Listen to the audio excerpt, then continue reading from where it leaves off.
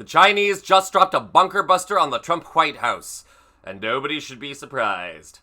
Welcome to Occupy Democrats, I'm David Reddish. Normally we'd say happy Friday, but this is not a happy day. Anyone who has been watching Wall Street, either by watching the market reports or the string of traders hurling themselves out of windows, look out below, anyone paying attention knows that the stock market has had the worst decline since COVID forced the world to shelter in place. In fact, at the time of this report, it might even be worse. The kind of drop not seen since the subprime mortgage meltdown of 2008. Yesterday, April 3rd, saw the single worst day in the history of the NASDAQ. It also saw $3.1 trillion in wealth wiped away in a matter of hours. The reason for all the chaos? Tariffs. Donald Trump is a big fan, likely because he doesn't know what tariffs are or how they work. Apparently, he watched a 90-second YouTube video on the subject and somehow concocted the idea that tariffs would solve every economic woe in the country. Manufacturing jobs outsourced to other countries would reappear like magic overnight. As such, Wednesday, Trump dropped tariffs on most of the planet, including on parts of Antarctica that are only inhabited by penguins. And no, that is not a joke. The worst part of all of this? Somebody in the White House can't do basic math. Trump claims his tariffs are a response to existing tariffs other nations place on American-produced goods. But the math doesn't add up. Take a look at this CNBC analysis. And if I could shift gears, Melissa, we just got an email from, or a study from the Cato Institute. What they did is they looked at the tariffs that the White House says countries charged us versus the actual tariffs they charge. Take a look. Vietnam, they said, President Trump said it's 90%. It's actually 5.1% for an 85% difference. We'll go down the list. Taiwan, Switzerland, which is known to not charge almost any tariffs at all. 61% the White House said. It's actually 1.7. Indonesia, where we get a lot of garments from, they're at 5.3. The White House says they're at 64. And very importantly, the European Union. Remember when the president said there was 39? And then we can go down the list. These are important trading partners. Now, of course, there are some non-tariff trade barriers that are difficult to quantify, but the White House basically being accused by people of using a formula that no one has ever used to come up with these tariff rates and then say, oh, we were kind to them and we did half. Right.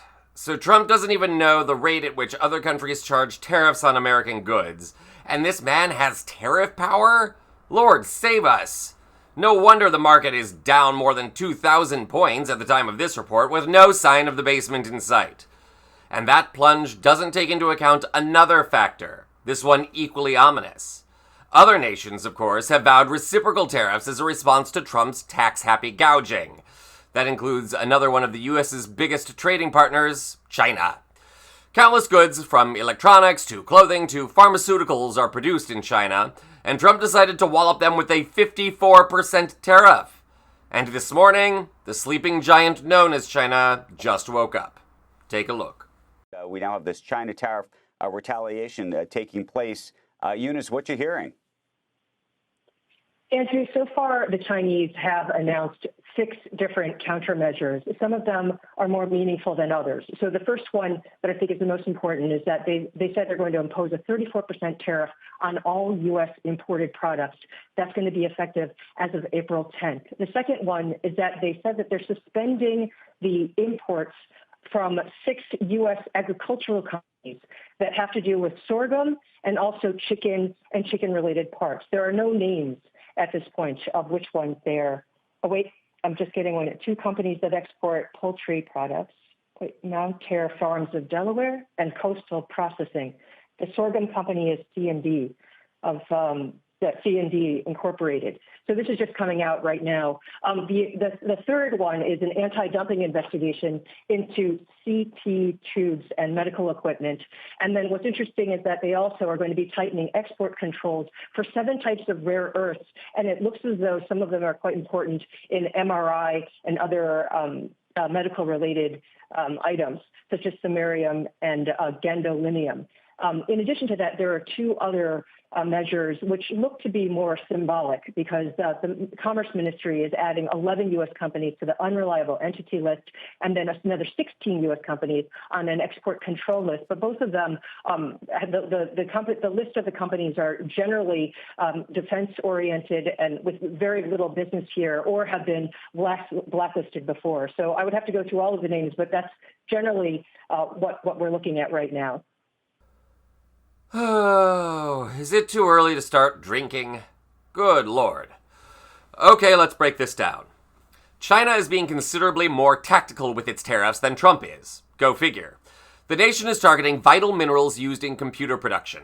They are stopping export of medical equipment used in hospitals at a time when many medical facilities already struggle to afford working equipment since insurance companies also want to deny them funds. That's a longer report for another time, so I don't want to digress. And the Chinese are targeting farmers and agricultural products with a full-scale suspension of imports.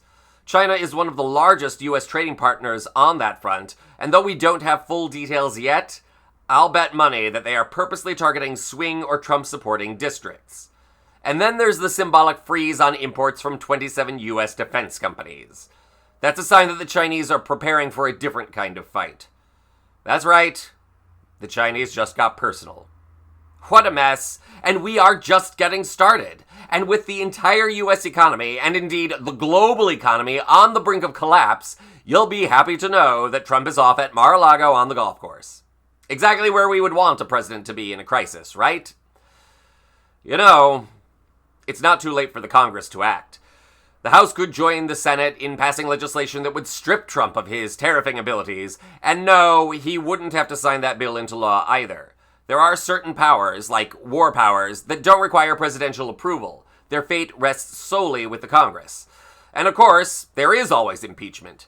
I'm not favoring a President J.D. Vance by any means, but I have a hard time believing that he would let these tariffs go into effect and would do something to avert a global economic meltdown.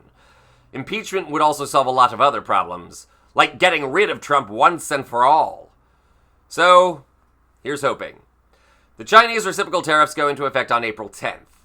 If you need me, I'll be getting roaring drunk in the meantime.